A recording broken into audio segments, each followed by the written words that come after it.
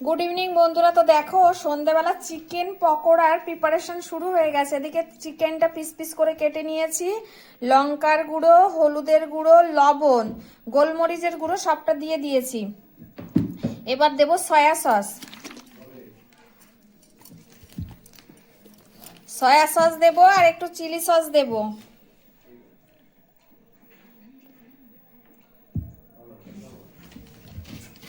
ওই যে সয়া সসটা দিয়ে দিলাম, তারপরে দেখো চিলি সসটা দেব।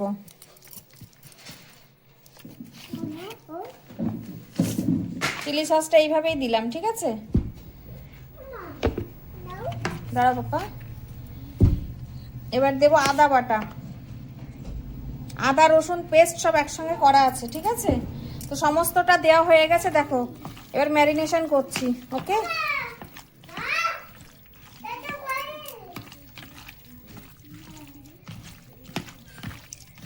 আমি তো চিকেন পকোড়া এইভাবে করি, তোমরা কে কিভাবে করো প্লিজ আমাকে কমেন্টে জানিও, ঠিক আছে?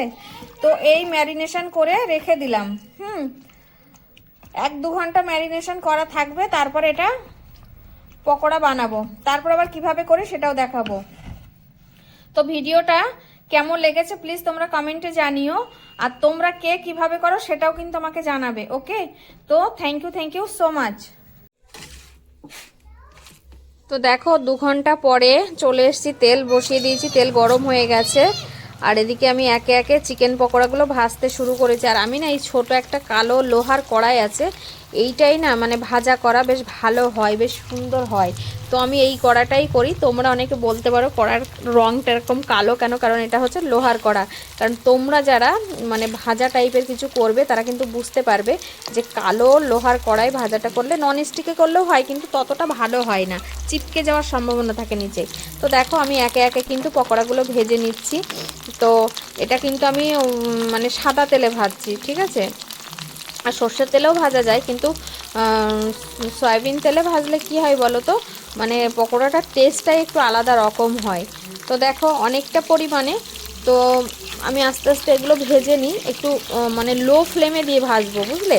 মানে লো ফ্লেমে দিয়ে ভাজলে কি হয়, ক্রিসমি ব্যাপারটা বেশি হয়। আর মানে ভালো মানে ফ্লেমটা যদি আমি হাই করে দিই তাহলে কি বলো তো, গায়ের উপরটা হয়তো পুড়ে যাবে, ভিতরটা ঠিক ক্রিসমি হবে না। তো আমি আলতো হাতে আস্তে আস্তে নাড়াচাড়া করে পকোড়াগুলো ভেজে নিচ্ছি। এটা একবারে হবে না, এটা আমি 2-3 বারে দিয়ে অল্প অল্প অল্প অল্প করে ভেজে নিচ্ছি। তো আমি তো এইভাবে করি, তোমরা কিভাবে করো আমাকে জানিও, ঠিক আছে? তো দেখো আস্তে আস্তে আস্তে আস্তে অনেকটা সময় ধরে, ধৈর্যের ব্যাপার কিন্তু, মাঝে মধ্যে একটু নাড়িয়ে দিচ্ছি, নাড়িয়ে আস্তে আস্তে আস্তে আস্তে করছি। কারণ যে কোনো কাজ কি বলো তো, তুমি যদি ধৈর্যর সাথে না করো না, সেটা কিন্তু ভালো হবে না। তো কিছু করতে গেলে মনোসংযোগটা হচ্ছে সবথেকে বড় ব্যাপার, আর ধৈর্যটা হচ্ছে সবথেকে বড় ব্যাপার। আমি না রান্না করতে ভালোবাসি, খেতেও ভালোবাসি বা খাওয়াতেও ভালোবাসি। তো দেখো লাস্ট মোমেন্টে পকোড়াগুলো বানানো হয়ে গেছে। তো ছেলে আবার একটু ব্যাট ভাজা খাবে বলছিল বলে, তো ওর জন্য আবার কিছুটা ব্যাট ভাজা করলাম, সঙ্গে শসা পেঁয়াজ কেটে নিয়েছি। তো আজকে সন্ধ্যার টিফিনটা কিন্তু জাস্ট ওয়াও, বাড়ির বানানো খাবারের মজাই আলাদা। তো আমরা বাড়ির সবাই মিলে চিকেন পকোড়া, ব্যাট ভাজা এগুলো এনজয় করছি, একটু লিকার চাও বানিয়ে নেব। তা আমরা তো সন্ধ্যাটা এইভাবে এনজয় করছি, তোমরা কে কীভাবে খাচ্ছ সেটা প্লিজ আমাকে জানি। ওকে, তো থ্যাংক ইউ সো মাচ।